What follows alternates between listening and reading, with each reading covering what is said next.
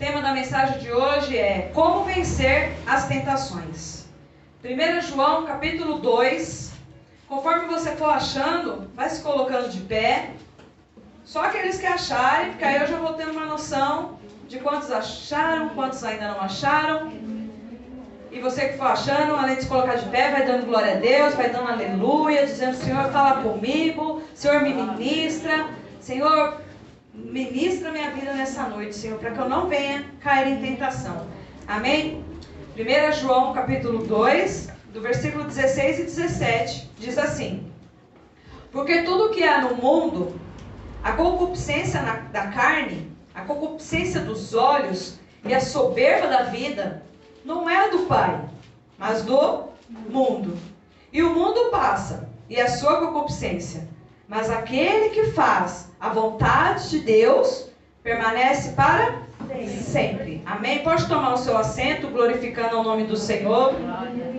Então aqui no segundo versículo, nós lemos: como que vamos fazer a vontade de Deus permanecer para sempre, sendo que o dia todo, todos os dias, a tentação nos rodeia, né? Aqui quando a Bíblia ela fala sobre concupiscência, concupiscência é o quê? É o desejo da carne. A gente é tentado naquilo que outrora a gente fazia, né? Se a pessoa que usava droga, o inimigo vai vir oferecer droga. Se era bebida, vai vir oferecer bebida. Se era prostituição, de alguma forma, né? Esse eu acho que é um dos piores, porque é o que está em todo lugar, né? Você vê na rede social, você vê na escola, você vê na rua, tanta, né? E às vezes a pessoa está caindo em tentação, assim, no sentido, está se prostituindo e não percebe, né? Então, a gente precisa estar atento nisso, né? As nossas tentações, elas vêm de 3 áreas principais, que é o mundo, a carne e do diabo. Diga comigo: o mundo, da carne e do diabo. Então, do mundo, porque são as coisas que estão lá fora, ou aquelas que você acaba deixando entrar dentro da sua casa, através de redes sociais, televisão, filme e etc. A área da carne, né, que é, como eu disse, a concupiscência, o desejo, a vontade de fazer aquilo, né, e você acaba sendo tentado em fazer aquilo, né, e é lógico que o diabo não perde oportunidade, então ele usa tanto o mundo, quanto a nossa própria carne, quanto os próprios feitos dele, para nos tentar e nos levar a pecar. Porque aquele que não quer que você faça a vontade do Senhor, para que você possa permanecer para sempre, é o diabo. Não é o seu pai, não é o seu irmão, não é o seu marido, não é a sua esposa, não é o seu irmão em Cristo, que às vezes fica ali pisando no seu calo, né, te fazendo desistir, desanimar, ou coisas do tipo. É o diabo, usando circunstância, ou às vezes até vida de pessoas, para querer nos tirar do... Né, o que significa a palavra pecado? Pecado é errar o alvo. Falei certo? Pecado é errar o alvo. Qual é o nosso alvo? Cristo. Qual é o nosso alvo? A santidade. Essa é a semelhança, a imagem e semelhança de Deus. É andar como Jesus andou. Então, quando a gente é tentado a sair dessa rota, né, se a gente não vigiar, se a gente não orar, a gente vai acabar caindo na tentação, o Senhor vai ficar lá onde estava e você só tende a caminhar para trás, né? E a Bíblia fala que um abismo gera outro abismo. Então, através de coisas sutis, que parece que não tem nada a ver, é o tal do... A gente chama até de demônio. O demônio não tem nada a ver. Aí começa uma coisa sutil, parece que é boba, vai levando a outra, vai levando a outra, vai levando a outra. Quando vê a pessoa não sabe, aí não sabe. Ué, como assim caiu em adultério? Ué, como assim foi acender vela ou voltou pro espiritismo? Ou como assim bateu na esposa? Ou como assim? Porque são coisas que já estavam vindo, o inimigo ali só cercando, a pessoa não vigia e acaba caindo em tentação. Só que hoje o foco da mensagem é o quê? Como vencer essas tentações, né? Assim como Jesus venceu. Jesus, ele também foi tentado, mas ele não pecou.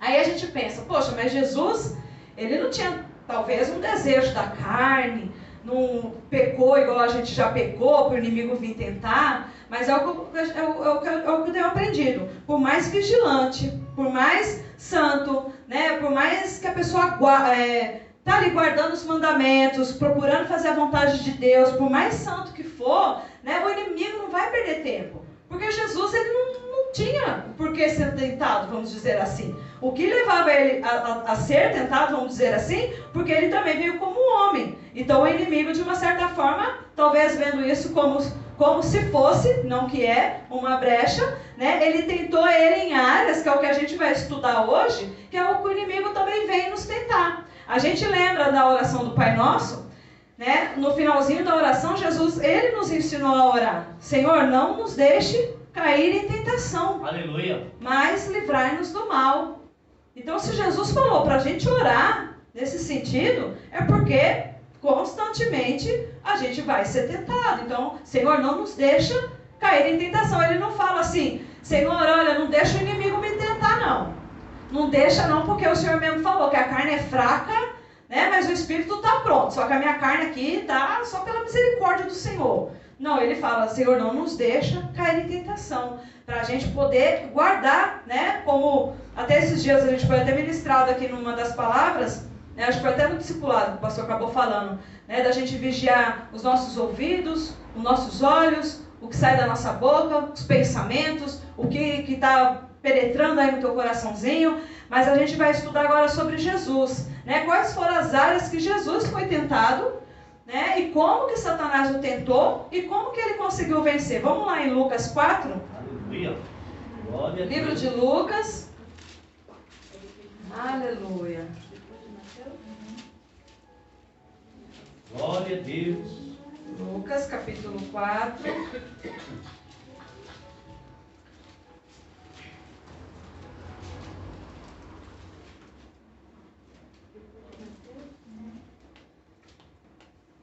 Acharam? Eu vou ler do versículo 1 ao 4 só para a gente poder conseguir entrar na história. A maioria aqui, eu sei, acredito que já conhece, né, qual foi a tentação de Jesus. Passa, muitas das vezes, na maioria até dos filmes, né, e séries aí que acontecem. Mas vamos lá. Lucas 4, versículo 1 diz assim, ó: E Jesus, cheio do Espírito Santo, voltou do Jordão e foi levado pelo Espírito ao deserto. Então eu só vou dar um parênteses aqui nesse versículo 1, né? Não tem tanto a ver com a mensagem, mas ao mesmo tempo tem. Vamos ler novamente para você entender comigo. Ó. E Jesus, cheio do quê? Do Espírito Santo. Ele voltou do Jordão e foi levado por quem? Pelo Espírito ao deserto.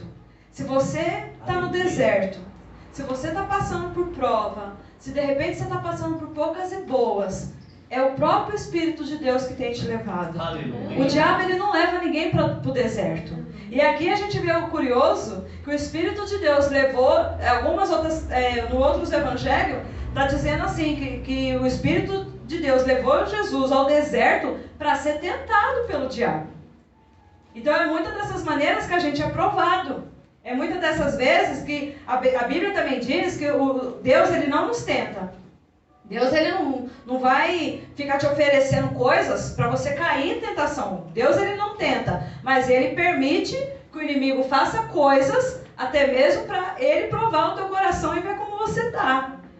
É a mesma coisa que eu ensino o caminho para o meu filho, aí alguém vai e chama ele para determinada coisa e eu ficar só ali vendo qual vai ser a atitude dele, qual vai ser a reação dele. Tipo, ele já sabe qual vai ser a minha resposta. Se vai ser o sim ou vai ser o não. E se ele fazer alguma maracutaia aí no meio do caminho, né, alguma mentirinha, alguma dissimulação, coisas do tipo, ele vai pagar um preço por isso. Mas eu, de certa forma, como mãe, eu mais ou menos, nós mães, os filhos pensam que engana nós, né?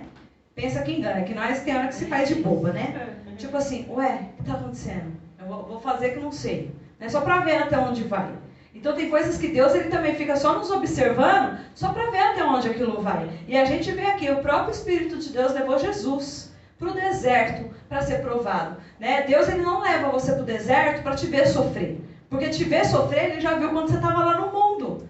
Ele já viu quando você estava lá no pecado. Porque o que faz a pessoa sofrer é pecado. Né? As outras coisas que a gente, como cristão, já é lavado, remido, já conhece, já anda com Jesus, né? Já tem uma vida com Ele, a Bíblia fala que os sofrimentos presentes, né? ou aquilo que parece que é um sofrimento, não se compara com a glória do Senhor que há de ser manifestada sobre nós. Então, quando a gente passa por aquele sofrimento, passa por aquela luta, é saber que está passando no estreito, que o Senhor está espremendo, e é o quê? Para te levar a um nível maior, para te levar como fez com Jesus. Né? Então, eu fecho aqui meu parênteses, que é só para você entender. Está na prova, está no deserto, é o próprio Deus que está te testando. Né? Então, como eu disse, não é para te ver sofrer, é para ver você passar de nível, passar de ano, né? Para poder provar, degustar das coisas boas que Ele tem para a tua vida. Amém? Amém? Versículo 2. E 40 dias foi tentado pelo diabo, e naqueles dias não comeu coisa alguma, e terminado eles, teve fome.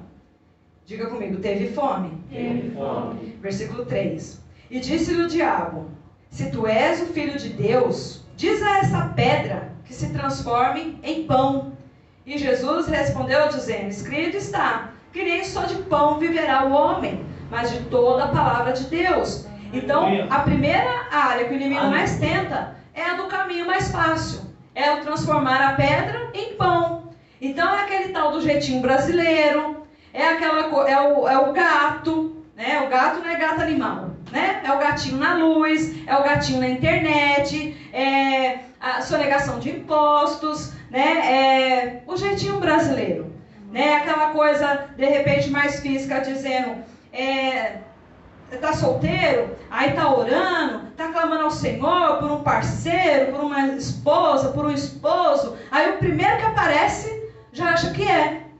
Não, porque Deus me mostrou, porque Deus me revelou. Nossa, mas é do mundo, né? Não adora a Deus, não serve o Deus que você serve. Não, mas vai servir. Não, Deus me mostrou que eu vou trazer para a igreja, vai adorar o Senhor, vai fazer a vontade. Ele falou que vai vir para a igreja, ele falou que vai vir, que ele antes era evangélico, ele antes era crente. Então é aquela coisa, sabe? Transformar pedra em pão, né? A pessoa está desempregado, aí está ali orando por um emprego, é a mesma coisa. A primeira porta que aparece, aí já acha que é de Deus. Já tem visão, já acha que Deus mostrou, já sonhou, porque está pensando tanto naquilo, que ela até imagina, né? Visualiza ela indo trabalhar, pondo uniforme e tal, aí pensa que é coisa de Deus. Aí quando vai ver, é um horário que tirou ela do culto, é um horário que tem que trabalhar fim de semana, aí já não consegue participar das coisas da igreja, não consegue participar dos cultos. Aí, não, mas Deus sabe, né? Deus conhece meu coração. Não, eu vou continuar vindo para a igreja sim. Não, vai ser um pouquinho corrido, mas eu vou continuar. Aí pergunta se continuou, pergunta se está aqui. Então é a área que o inimigo mais tenta. Por quê? Porque o inimigo ele também sabe as nossas necessidades. O inimigo sabe qual é a concupiscência da nossa carne. Aonde que está o nosso refúgio? Se é no dinheiro, o inimigo não queria abrir porta, né? Como que eu vou dizer? Mas ele também mostra aí os caminhos tortuosos. Porque se a Bíblia fala que a porta é estreita, então existe a porta larga. Então se existe uma porta larga é porque alguém abriu. Se não for Satanás, né? Ou se não for o próprio Deus, para ver se a pessoa vai entrar por aquela porta larga ou não. Porque a gente sabe que o caminho não é fácil. O caminho é estreito. O caminho não é fácil, mas com o Senhor à frente, o Senhor nos conduzindo, o Senhor nos fazendo passar por esse caminho, então antes eu passar no estreito com Deus do que estar na larga com Satanás. Né? Antes eu estar aqui dando glória ao Senhor, passando no estreito, não está fácil, mas eu saber da eternidade, eu saber da minha recompensa, do que eu ir no caminho mais fácil e lá também eu vou ter minhas recompensas. Só que não é tão boa quanto a gente vai ter no céu. Né? Quem quer ir para uma cadeia? Né? Quem rouba tem ali a sua recompensa. Né? Ou a sua punição. Né? Que a gente chama de recompensa. Né? A gente vai chamar de punição, a consequência. Então, para tudo tem consequência. Seja coisa boa, seja coisa ruim. Então, não caia nessa tentação do caminho mais fácil. Do jeitinho brasileiro. Não, mas não tem nada a ver. Não, mas a gente dá um jeito. Igual uma vez, o meu irmão... Ele veio perguntar assim para mim, ele nem estava servindo a Deus, é como fala, né? As pessoas não vão para a igreja, mas quer saber o que é certo e o que é errado, mas praticar o que é bom, às vezes não pratica. Eu lembro que na empresa que ele estava, ele tinha que fazer muitas das vezes viagens, né? Porque era uma multinacional, então cada hora às vezes ele estava numa cidade. Então para ele ir para determinada cidade, ele recebia uma ajuda de custo. Então eles davam ali nessa ajuda de custo um vale, que era fazer a parte também a alimentação, né? Que fazia ajuste à alimentação, ao transporte, à moradia e tudo. Aí ele falava assim com os chefes dele lá, os meninos da RH, falava assim, olha, só que você, vamos supor, você tem R$200 para poder comer, né? Aí vamos supor que ele gastou só 10. Ele falou, mas você tem que trazer a nota de 200, porque eu preciso declarar para a empresa que você comeu R$200 de comida. Aí ele falou, Gi, mas só que eu não gasto R$200 de comida. Vamos supor que ele, é um exemplo que eu estou dando, né? Mas foi dentro disso que ele falou em relação à comida. Ele falou, eu gasto só 20, 30 reais, né? Um marmitex, um refrigerante, não passa disso.